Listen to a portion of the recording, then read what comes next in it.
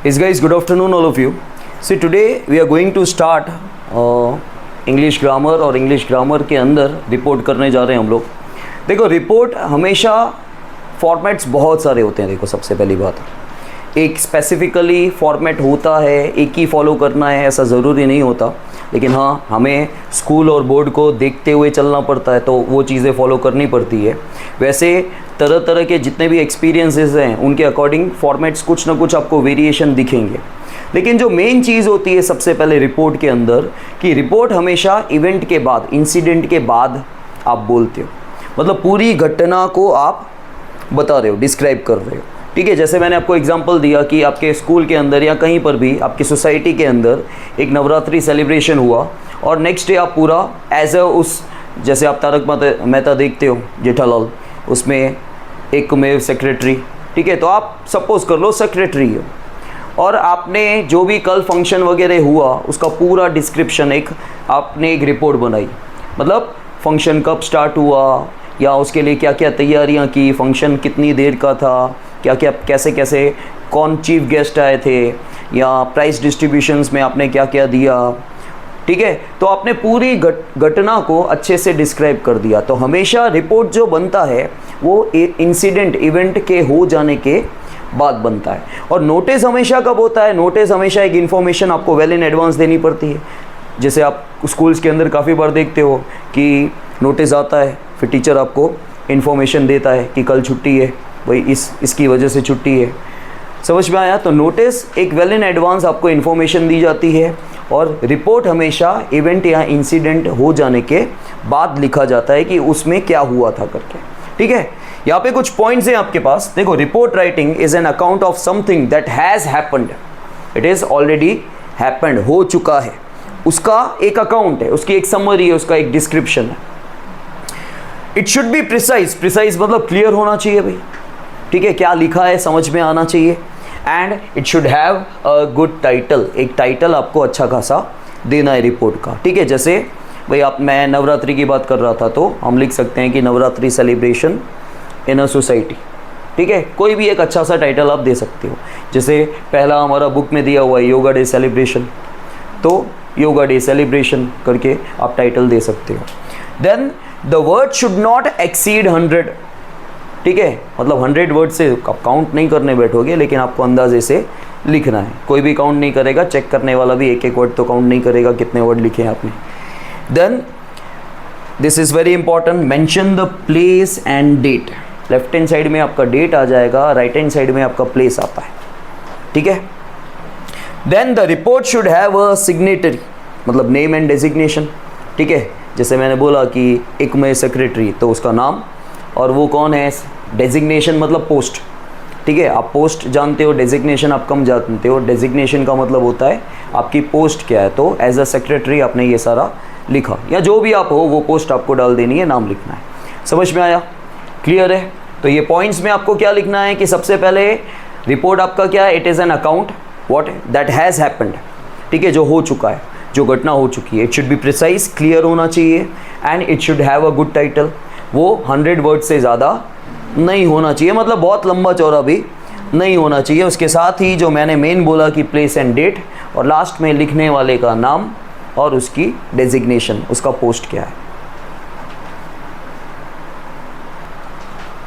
Now guys, हम लोग first report देख लेते हैं। देखो यहाँ पे फर्स्ट रिपोर्ट योगा डे के बारे में है कि आपके स्कूल ने योगा डे सेलिब्रेट किया with fervour. Fervour means with enthusiasm. ठीक है, ये फर्वर वर्ड आपने 9th के सोशल के फर्स्ट या सेकंड चैप्टर में देखा था कहीं ना कहीं। ठीक है, मतलब पूरे जोश के साथ। फर्वर का मतलब होता है, ये वर्ड हम कॉमनली यूज़ नहीं करते, हम लोग एंथुजियाज्म वर्ड यूज़ करते हैं, हिंदी में हम जोश बोलते हैं, लेकिन फर्वर का मतलब वही होता है विथ फुल ऑफ एंथुजियाज्म, मतलब फुल ऑफ जोश। जोश कितना है, तो यहाँ पे your school celebrates yoga day with fervour means with enthusiasm.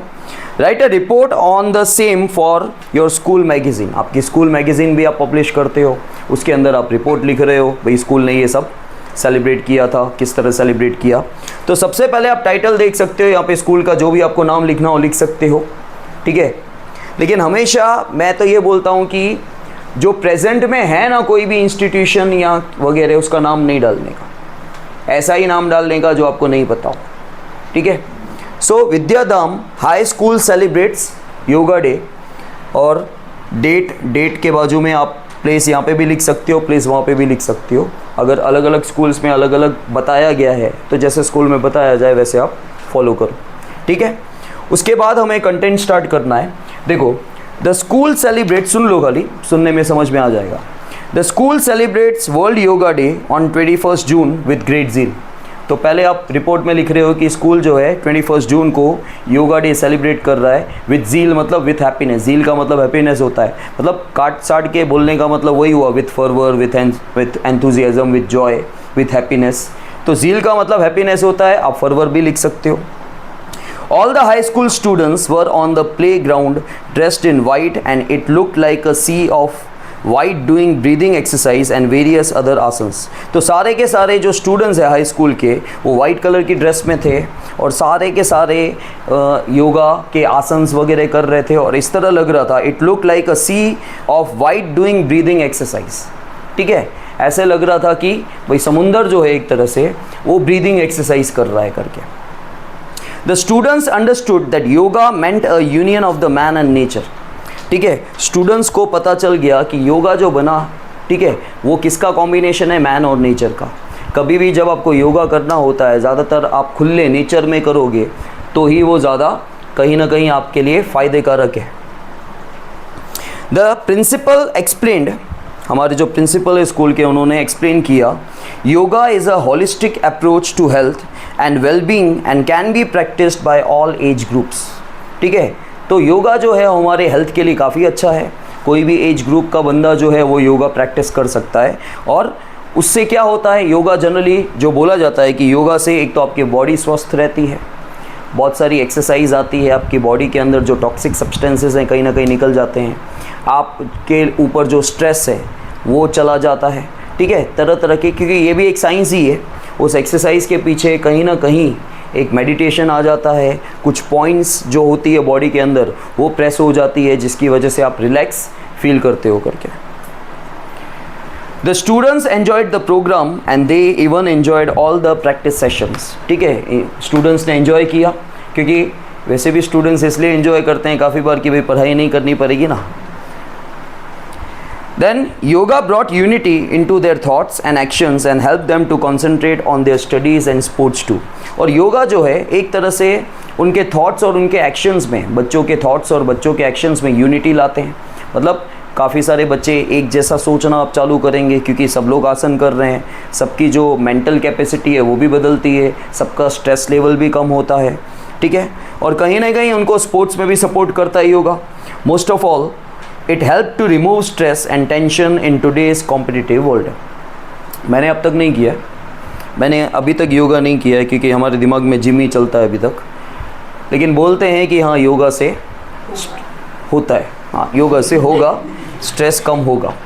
ठीक है, हाँ ऐसे याद रख सकते हैं, योगा से स्ट्रेस कम होगा, लेकिन आप एग्जैक्टली फॉलो करो तो इफ़ यू बिलीव, अगर आप बिलीव करते हो तो। ठीक है, जैसे मैंने बोला कि मैं कभी मेडिटेशन नहीं कर पाया हूँ मेरी लाइफ में, मैं कभी मेडिटेशन कर नहीं पाया हूँ क्योंकि मेरे दिमाग में चलता है ये नहीं होता है, और जैसे ही मैं आंखें बंद करता हूँ तो आज ट्यूशन पे क्या करवाना है वो ध्यान आता है। ठीक है, मेरे कॉलेज टाइम पे जब मैं बीएड कर रहा था, टीचिंग का कोर्स कर रहा था, तब भी मेडिटेशन डेली होता था और मुझे छोड़ के बाकी सारे मेडिटेशन करते थे। ठीक है, और वो 5 या 10 मिनट के लिए ऐसे करके ओ, तो मेरा फ्रेंड भी करता था, मेरे बाजू में बैठता था, मैं उसको देख के हंसता था क्योंकि मुझे समझ में नहीं आता था। और लिटरली तब तो मैं उतने टेंशन के साथ नहीं पढ़ाता था, आई वॉज 24, तब ठीक है काम करता था, कोई टेंशन नहीं होती थी मुझे काम की, लेकिन तभी भी उतना था कि जैसे ही आंखें बंद करूँ तो आज शाम को क्या करवाना है मैथ्स में, ऐसे आ जाता था। तो मुझे प्रोफेसर बोलते थे कि बोले आंखें बंद करो होगा मेडिटेशन, मेरे से नहीं हो रहा है, आपको दिखाने के लिए करूं तो बंद कर देता हूं, बाकी मुझसे नहीं हो रहा है। मैं जैसे ही आंखें बंद करता हूं मेरे पूरे दिन का जो साइकिल चालू होता है कि मुझे क्या काम करना है वो आ जाता है, तो मुझसे मेडिटेशन नहीं हुआ। और बाकी 99 स्टूडेंट्स बहुत सिंसियरली सीरियसली ओम ओम करते थे। तो मैं अपने फ्रेंड को ऐसे करता था, क्या कम चिल्ला थोड़ा, ओम ओम ओम से, ठीक है। तो इफ़ यू बिलीव तो होगा, इफ़ यू डोंट बिलीव कि इससे कुछ नहीं होता है तो नहीं होने वाला है, ठीक है। लेकिन होता है, आप सीरियसली करो तो स्ट्रेस वगैरह आपका सही में उससे कम हो जाता है। वो सिर्फ इसलिए होता है क्योंकि देखो मेडिटेशन क्या है, एक ध्यान उसको बोलते हैं, ध्यान। तो आपका ध्यान कहीं और भटक गया, ऐसा है। तो बट अब ऐसे कि जो चीज़ की सोच कर रहे थे वहाँ से ध्यान हटेगा ना, ठीक है, वहाँ से ध्यान आपका हटेगा तो ऑटोमेटिकली आपका क्या होगा, जिस चीज़ की वजह से आपको टेंशन हो रहा था, स्ट्रेस लेवल आ रहा था, वो क्या होगा, वो कम हो जाएगा करके। Then as yoga enthusiast all of us plan to practise it on a daily basis. और हमें कम से कम 10 से 15 मिनट, जैसे बुज़ुर्ग इंसान होते हैं या रिटायरमेंट के बाद वो लोग सुबह उठ के बैठ जाएंगे 5 बजे 6 बजे टीवी के सामने, जैसे योगा हो रहे हैं करेंगे, ठीक है। और कहीं ना कहीं देखो सबसे पहला होता है विश्वास, याद रखना। इफ़ यू बिलीव सब कुछ हो सकता है, इफ़ यू डोंट बिलीव आप एक कदम भी आगे नहीं चल पाओगे। तो आपके विश्वास के ऊपर है। हम ठीक इसलिए होते हैं जब हम ठीक फील करते हैं, हमको विश्वास होता है ना कि भाई ये ठीक हो जाएगा। और ये विश्वास मैंने अपनी लाइफ में भी देखा ही है। जैसे हमारे यहाँ पे आदिपुर में एक बहुत बड़े डॉक्टर थे और मुझे बहुत ज़्यादा विश्वास था कि हम बचपन में वहीं से जाते थे। यू डोंट बिलीव कि वो मुझे इंजेक्शन, क्योंकि मुझे 1 साल में पहले बॉडी पेन होता था, 1 साल में 1 बार, मतलब फुल फीवर चढ़ जाएगा और बॉडी पेन, ऐसा वो होता ही था मुझे काफ़ी साल पहले तक, काफ़ी साल पहले। और 8-10 साल तो हो गए मुझे कभी फीवर नहीं आया है, टचवुड। लेकिन जब होता था 1 साल में ऐसा होता था और वो मुझे इंजेक्शन देते थे एंड मेरे दिमाग में था कि वो इंजेक्शन देंगे और फीवर चला जाएगा, मेरे माइंड में ये फिक्स था। और यू वोंट बिलीव कि मैं वहाँ से आधा किलोमीटर भी इंजेक्शन लगवा के निकला नहीं, मुझे ऐसा लगता था आई एम ओके, मैं गया ही क्यों था, मैंने इंजेक्शन क्यों लगवाई। और मुझे हाई फीवर होता था बॉडी पेन के साथ, वो बॉडी पेन भी निकल जाता था। किसी को इतना जल्दी रिलैक्सेशन नहीं होता है। तो ये मेरा शायद विश्वास था कि हाँ वो जाऊँगा ना तो ठीक हो जाएगा। और जहाँ पे मुझे फील होता था काफ़ी बार कि मुझे होने वाला है, तभी भी मैं इंजेक्शन ले लेता था पहले से कि मुझे ज़्यादा ना हो, ताकि मेरा ट्यूशन बिगड़े नहीं। समझ में आया? एक और देख लो, सेकेंड वाला नहीं देखो, समझ में आ गया कि एक और करवाऊँ? क्लियर है? रिपोर्ट राइटिंग आ जाएगी आपको? चलो फिर भी देख लेते जल्दी। Your school's eco club organized a tree plantation in a unique manner. Write a report for your school magazine. अब यहाँ पे देखो ट्री प्लांटेशन प्रोग्राम है, ये हमारे किसी स्कूल्स में है इको क्लब, ठीक है। अब अगेन आपका जो ऊपर टाइटल आ जाएगा ट्री प्लांटेशन प्रोग्राम चल रहा है, और कॉमा करके आप इको क्लब भी लिख सकते हो करके, जो भी डेट है वो मेंशन कर दो, देन प्लेस मेंशन कर दो। Then the eco club of Kusum Vidyalaya organized a tree plantation drive to increase the forest cover and make their city in a green city. अच्छा, काफ़ी लोगों को पता ही नहीं होगा ये इको क्या होता है। इको क्लब, भाई इको क्लब में हम लोग सफाई कर्मचारी बन जाते हैं, मतलब आसपास में जो भी गंदगी है उसको साफ़ करते हैं, ट्री प्लांटेशन करते हैं। हम ट्राई करते हैं कि ऑक्सीजन इंक्रीज़ हो, ठीक है। आसपास में जो लोग ऐसे ही कचरा फेंक देते हैं, हम उनको जनरली एडवाइस करते हैं और ख़ुद भी कचरा नहीं फेंकते हैं। हम लोग यहाँ तक कसम भी खाते हैं या प्रॉमिस करते हैं कि हम हमारे घर के आसपास भी ट्रीज़ वगैरह लगाएंगे, ताकि ऑक्सीजन लेवल एटमॉस्फेयर में इंक्रीज़ हो और ये जो ग्लोबल वार्मिंग हो रही है और हमारे पसीने छूट रहे हैं, ठीक है, वो कम हो जाए। Their initiative was given a boost by encouragement and support of the Director of Education who graced the occasion. तो बोला गया है कि ये जो इनिशिएशन किसने किया, स्टार्ट किसने किया, ये एंकरेजमेंट किसने किया, by the director of education, ठीक है, जो डायरेक्टर हैं हमारे। After planting a sapling means पौधा, ठीक है, एक हमने नहीं मतलब डायरेक्टर ने। After planting a sapling along with the principal, the director praise the eco club for taking up the activity. तो क्या हुआ यहाँ पे कि एक छोटा सा पौधा डायरेक्टर जी ने प्रिंसिपल सर के साथ या मैम के साथ लगाया, और उसके बाद उन्होंने इको क्लब की तारीफ़ की, प्रेस किया उनको कि ये जो आपने कदम उठाया है ठीक है, और आप जो सेवा कर रहे हो, एक तरह से आप जो सर्विस दे रहे हो वो काफ़ी अच्छी है, तारीफ़ लायक है। He hope that other schools would follow, और वो होप कर रहे थे कि दूसरी स्कूल्स भी फॉलो करेंगी। He said education is not just books, we should also learn to respect mother earth who is the best teacher. तो एजुकेशन खाली बुक्स में से नहीं मिलता, आपको हर जगह एजुकेशन मिलता है अगर आप सीखना चाहो तो। जैसे काफ़ी बार हम बोलते हैं ना, इससे क्या सीखूं, भाई इससे क्या सीखूं नहीं, मैं तो मेरी बेटी से बहुत कुछ सीखता हूँ, मैं तो मेरी बेटी से, मैं तो टीचर हूँ तो मैं बोलूँगा मेरे को तो सब कुछ आता है, मैं क्यों सीखूँ, ऐसा नहीं होता है। हमको बहुत सारी चीज़ें नहीं आती है, आप शर्माओगे नहीं तो कुछ भी सीख सकते हो, आपको इंटरेस्ट होना चाहिए, एक शर्माना नहीं आना चाहिए, एक एज फैक्टर आपका बीच में नहीं आना चाहिए, एक छोटा बड़ा नहीं आना चाहिए, ठीक है। यहाँ से यहाँ पे अगर क्लास के अंदर वीक से वीक बच्चा है ना, उस वीक से वीक बच्चे को भी शायद कुछ अलग आता होगा जो अपने को नहीं आता होगा। एजुकेशन बुक्स के अंदर सब कुछ नहीं है, समझ में आए, उसके जीवन के कुछ ऐसे तौर तरीके होंगे शायद सीखने लायक हो। काफ़ी बार जो तुम मस्ती करते हो ना, उस मस्ती में से भी कुछ सीखने लायक होता है। काफ़ी बार जब तुम मारपीट करते हो तो उसमें से भी कुछ सीखने के लायक होता है, अगर आपको सीखना है तो।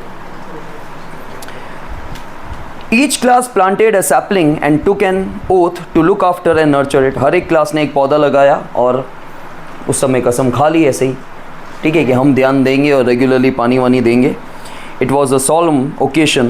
The students was very enthusiastic about the event. Many students also promised to grow more trees in the open areas around their houses. The atmosphere was full of hope and enthusiasm by Ruhan Mansuri, president eco club. तो eco club के जो president है उन्होंने पूरा report लिखा है, ठीक है, समझ में आया।